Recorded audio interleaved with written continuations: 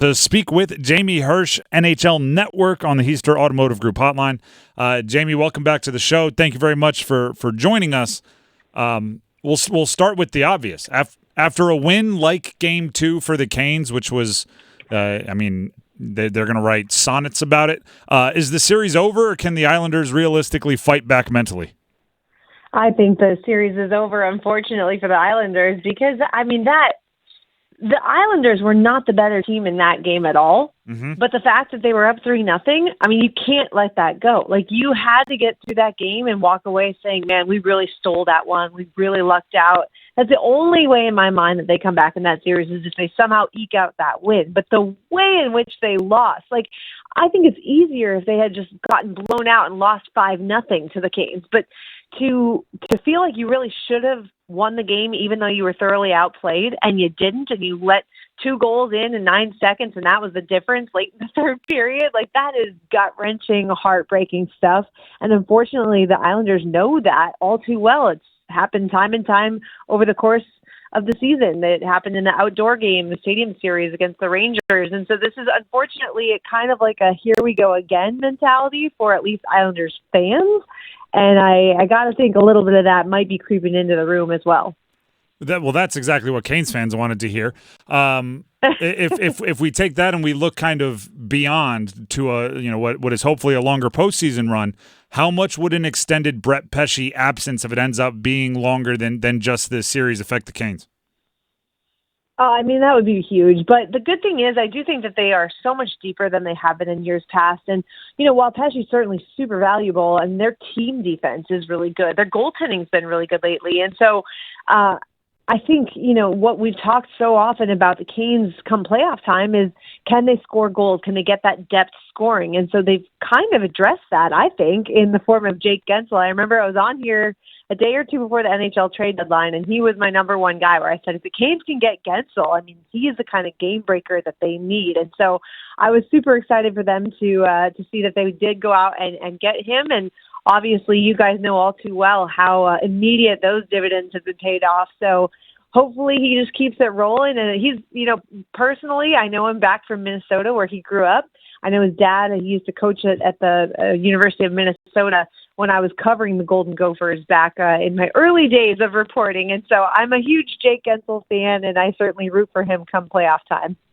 Jamie Hersh, NHL Network, connecting with us on the Heister Automotive Group hotline. And you're right, I should have started with a hat tip for you for the Guentzel call before the deadline. But I think all of the goals and assists distracted me. He's scored so much and put up so much production that I forgot to bring up that you were there first.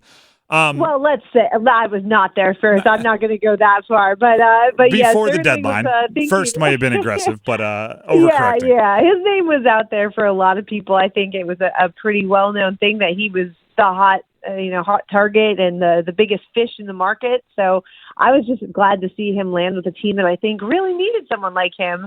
And I fully anticipate a deep playoff run for your team. And ready for another transition here. You bring up Fish.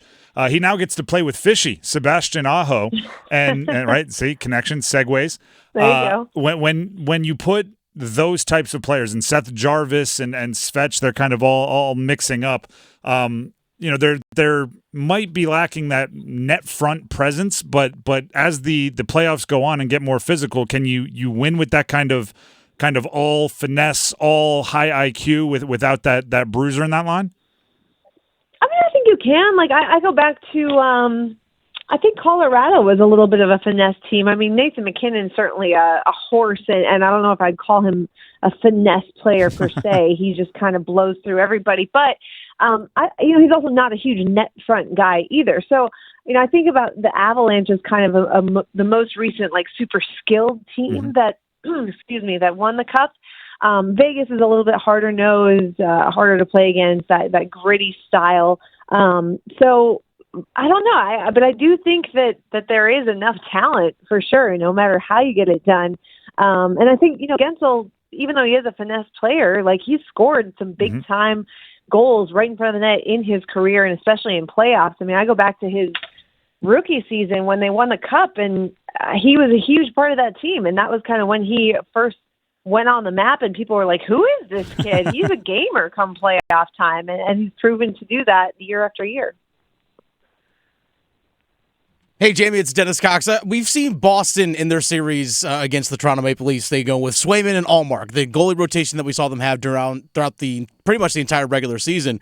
The Canes had success with Kochetkov and Andersen over the last 6 weeks of the year. Should the Canes look to use a goalie rotation, so they go with Kochetkov in Game 3? I don't think so. I mean, especially the way that the Canes dominated that game and did end up winning. I think you just stick with your winning goalie for now. The Boston situation is truly unique, and we talked about it yesterday on NHL Now, where I don't know that we've seen a Stanley Cup champion team have a true tandem 1A, 1B goalie approach for many, many years. I mean, we sat there, Brian Boyle, Mike Rupp, and I racked our brains trying to think of the last time that a true two-goalie system team won a Stanley Cup. So, I'm not completely sold that that's the right approach, but I will say it's the right approach for Boston. And they truly do seem to love each other and cheer each other on. I think it's genuine. I think that there's a lot of trust in that organization and a lot of communication between the coach and even the GM and the goalie coach and the two guys themselves to kind of figure out, like, this is what we're going with. I am curious to see how that plays out if things start to go south, right? Like, when you're winning, it's easy to say, yep, doesn't matter. Every other game, that's when we're going to go with the guy. We're going every other.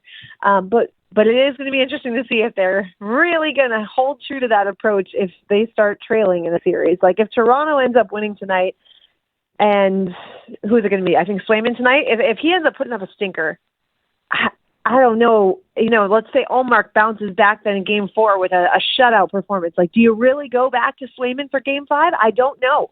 And I hope that we get to see it just because it makes for really great conversation. But that's something that I think is pretty rare, and so it works for Boston. But I wouldn't rush to that kind of approach if I were Carolina. Jamie Hersh, NHL Network. Jamie, before we let you go, every team, every dedicated fan base gets lost in your own bubble in the postseason, and I think a lot of people are still catching their breath from Game 2. But looking at the league as a whole, the postseason as a whole, who do you think's been the most impressive and kind of the most everyone always wants to peak in the postseason? Yeah, it's hard not to look at a team like the Rangers, but they kind of peaked the whole last 3 months. So I don't know. I mean, they're the obvious answer, right? They're the President's Trophy winners. Yep. They're the team to beat right now, and they've dominated so far in the 2 games against the Capitals. But, I think I look at what Vegas did the other night, and, we can definitely dive into the Mark Stone situation, LTIR controversy, et cetera. But they certainly look like a force to be reckoned with. And the fact that last year's Western Conference final is now a first-round playoff series between Vegas and Dallas is phenomenal for the game. Really a treat for us fans, but also sad to see one of those teams have to go home at the end of this couple weeks here, because I think Dallas is a really great Stanley Cup pick for a lot of people out there.